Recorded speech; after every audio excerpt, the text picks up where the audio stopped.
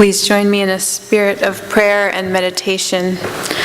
After our spoken meditation and a time of silence, we will sing together Spirit of Life, hymn number 123, which is also printed in your order of service. We'll sing first in English and then in Spanish.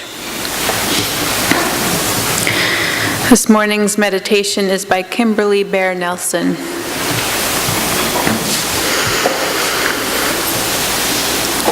In the hours before the birds stream airborne with chiming voice, a silent breath rests in the pines and upholds the surface of the lake as if it were a fragile bubble in the very hand of God. And I think this is how we are called, to cup our hands and hold this peace. Even when the sirens begin, even when sorrow cries out old and gnarled, even when words grow fangs and rend. Cupped hands, gently open, supporting peace, like the golden hollow of a singing bowl, like the towering rim of mountains cradling this slumbering and mist-draped valley.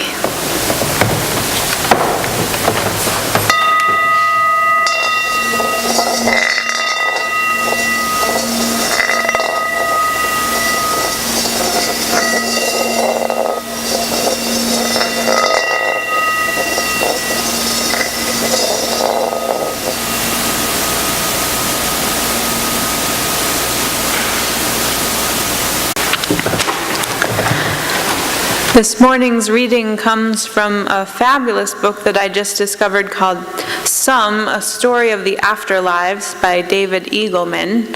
And I'm going to share one of them with you this morning, but I'm hooked, so you'll probably hear more of them later. These are all imaginings of what the afterlife might be like.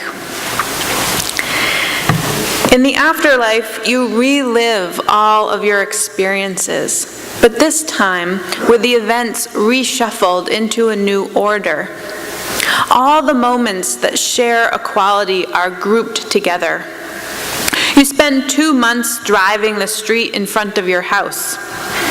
You sleep for 30 years without opening your eyes. For 5 months straight, you flip through magazines in the bathroom. You take all your pain at once, all 27 intense hours of it. Bones break, cars crash, skin is cut, babies are born. Once you make it through, it's agony-free for the rest of your afterlife. But that doesn't mean it's always pleasant. You spend 6 days clipping your nails, 15 months looking for lost items, 18 months waiting in line, 2 years of boredom staring out a bus window, sitting in an airport terminal, 1 year reading books. Your eyes hurt and you itch because you can't take a shower until it's your time to take a marathon 200-day shower. 2 weeks wondering what happens when you die. 1 minute realizing your body is falling. 77 hours of confusion. 1 hour realizing you've forgotten someone's name. 3 weeks realizing you are wrong. 2 days lying. 6 weeks waiting for a green light. 7 hours vomiting. 14 minutes experiencing pure joy. 3 months doing laundry. 15 hours writing your signature. 2 days tying shoelaces. 67 days of heartbreak. 5 weeks driving lost. 3 days calculating restaurant tips. 51 days deciding what to wear. 9 days pretending you know what is being talked about. 2 weeks counting money. 18 days staring into the refrigerator, 34 days longing, 6 months watching commercials, 4 weeks sitting in thought, wondering if there is something better you could be doing with your time, 3 years swallowing food, 5 days working buttons and zippers, 4 minutes wondering what your life would be like if you reshuffled the order of events. In this part of the afterlife, you imagine something analogous to your earthly life, and the thought is blissful.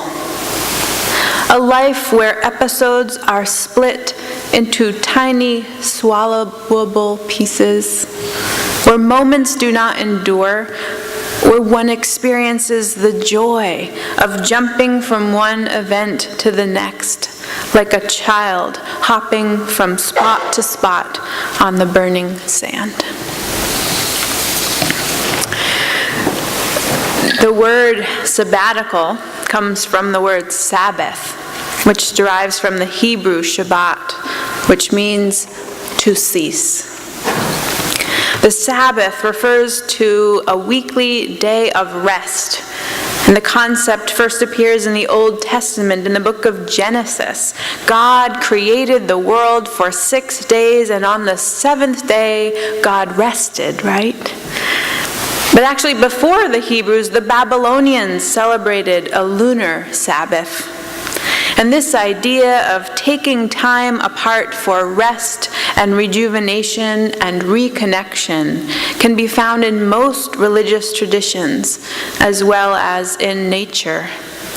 Seeds lie dormant underground. Plants slow their growth in periods of quiescence. It's an ancient and earthy concept.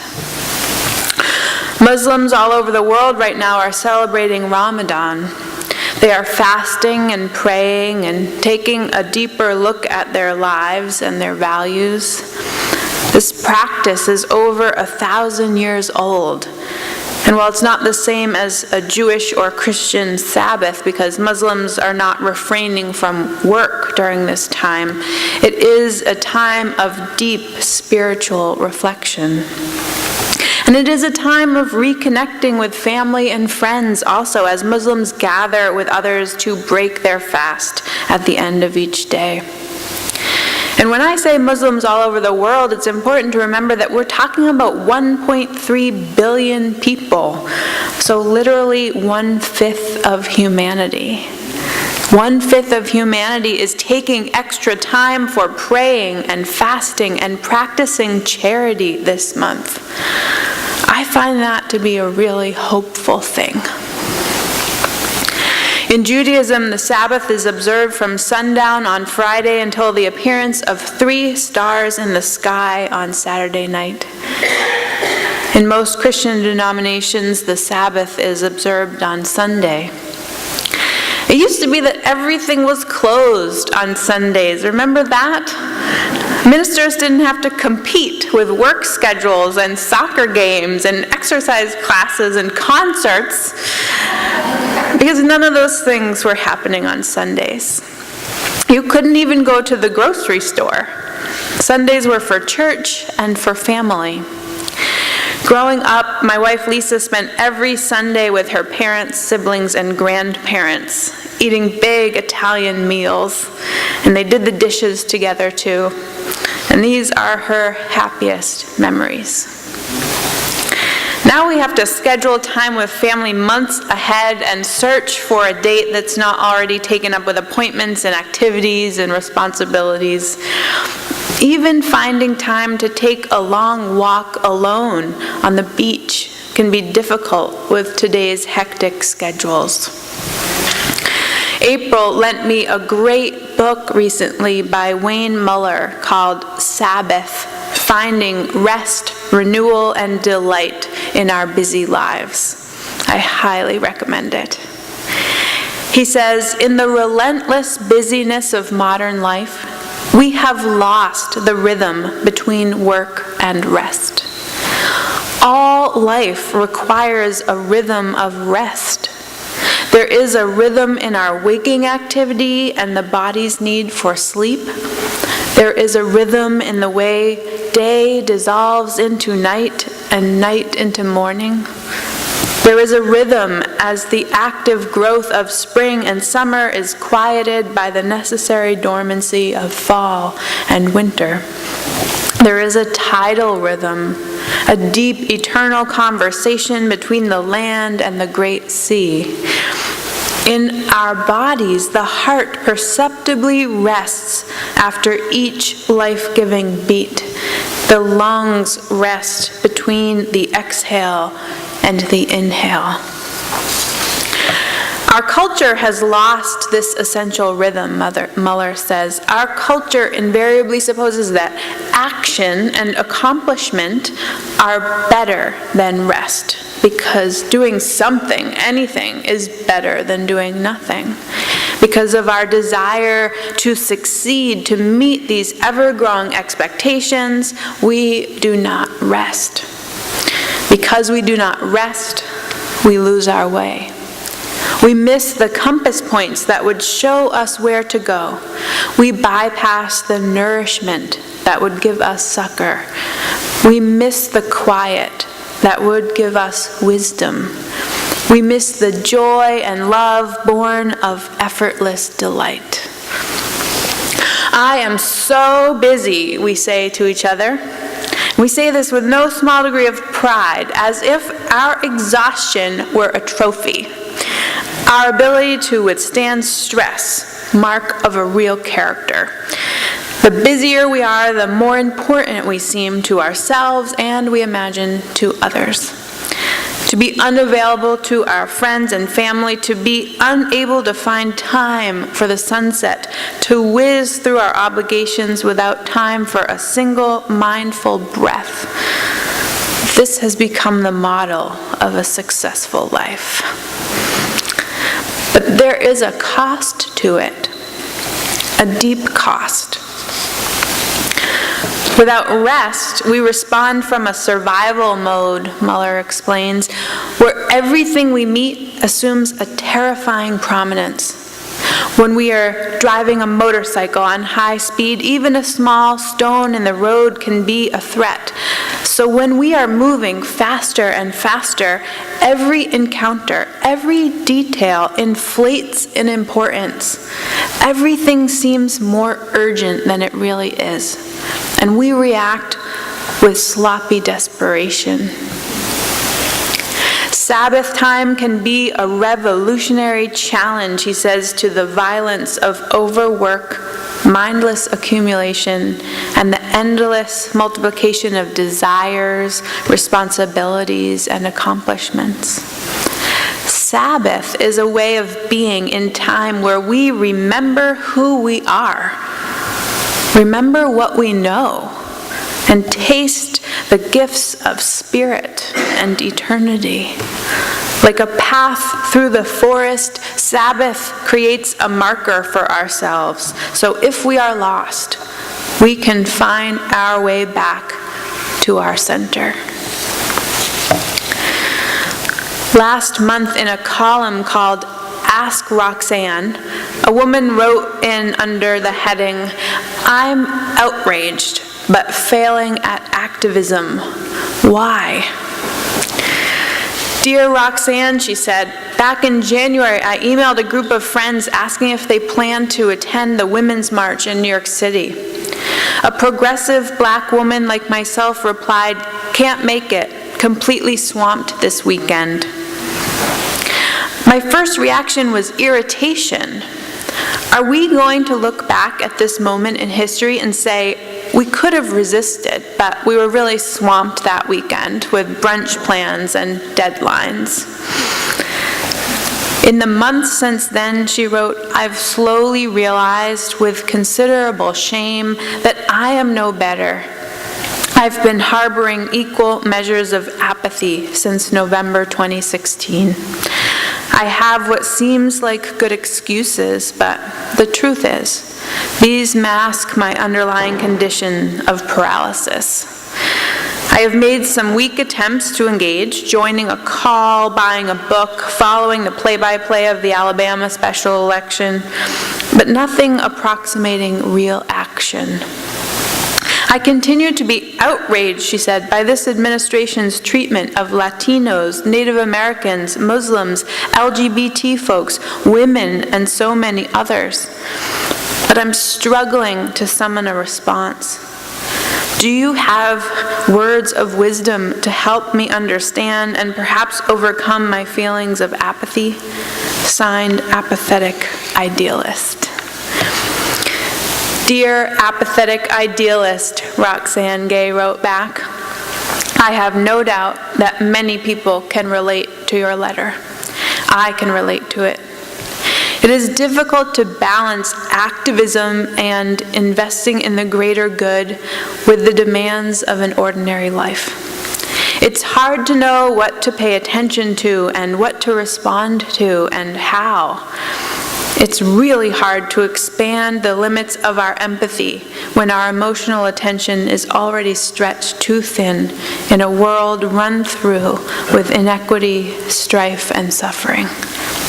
Every day since the 2016 election, there has been some terrible news story about the havoc wreaked by the current administration, she says. It's not just overwhelming, it's exhausting. There is a lot going on in the world. There is a lot going on in my world. There is a lot going on in your world. This is the nature of life. We try to find ways to balance taking care of ourselves and our families with caring about the world we live in and the greater good. Sometimes, she says, we will fall short in one of these areas. Sometimes we will fall short in all of these areas. Most of the time, we do the best we can. I don't have any easy answer for you, Roxane says, but I do think many of us get overwhelmed because we think we have to care about everything all the time, as if that's even possible. We get mired in solipsism and delude ourselves into believing that the proverbial struggle cannot go on without us. This is rarely the case.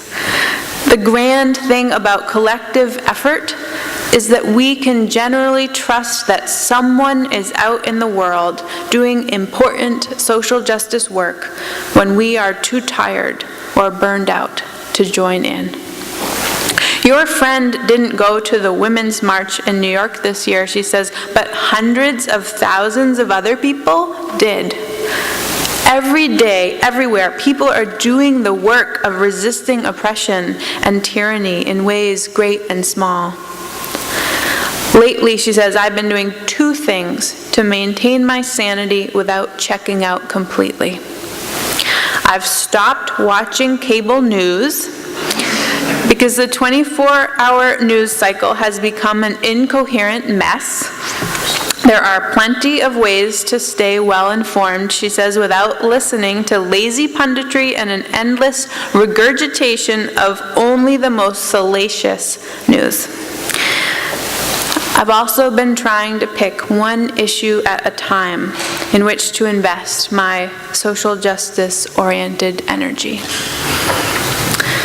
What you describe in your letter is not apathy, Roxane says. You aren't indifferent to the current state of the world.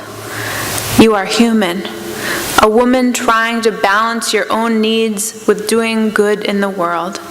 And right now, your own needs are winning out. Take the time you need. There's no shame in that, so long as you remember to extend your empathy as far as you can when your emotional stores have replenished.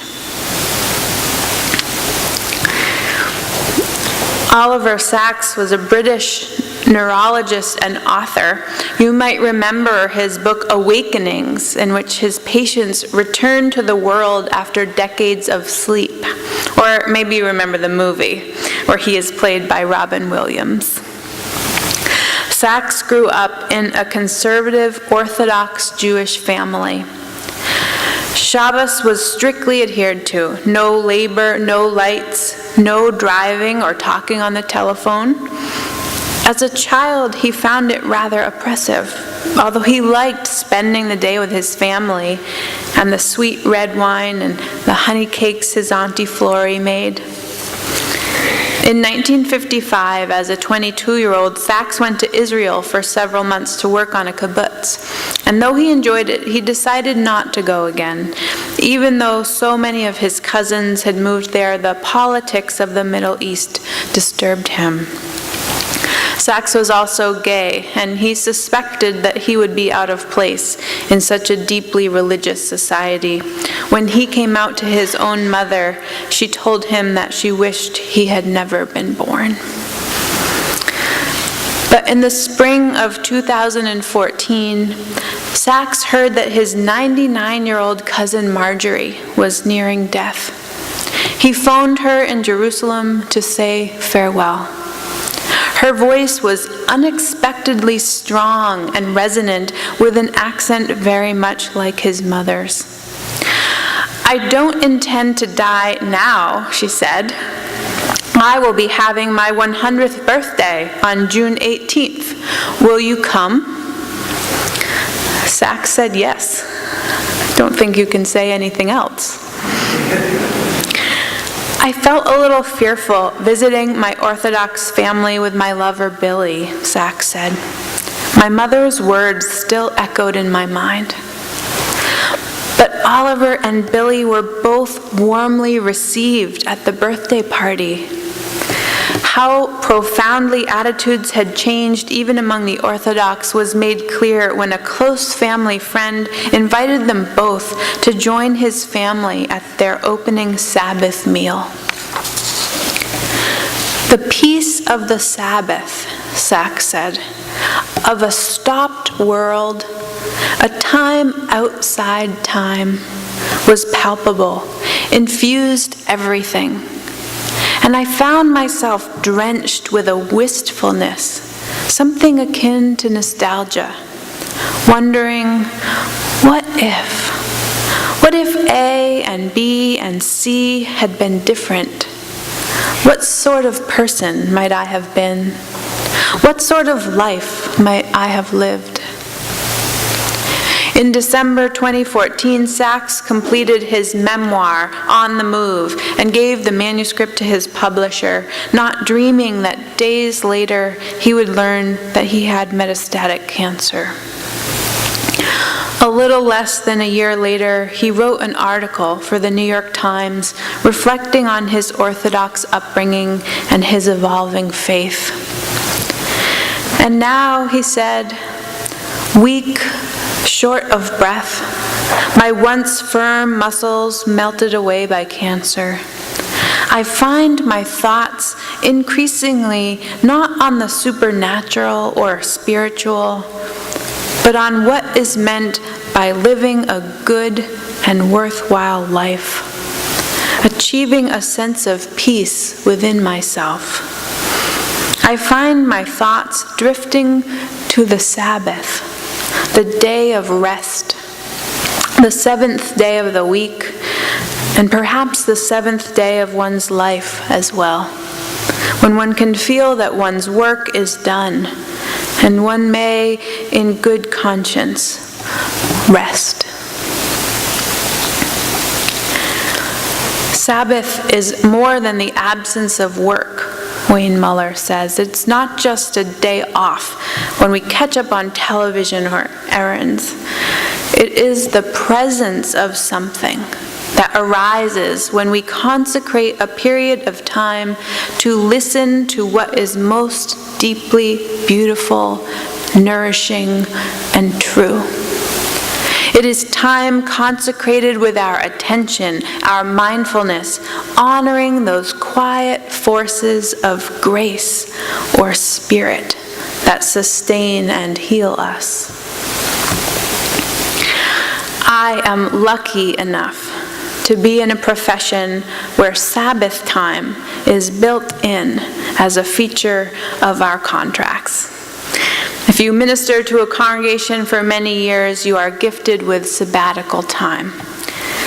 This isn't so that we can escape our ministries.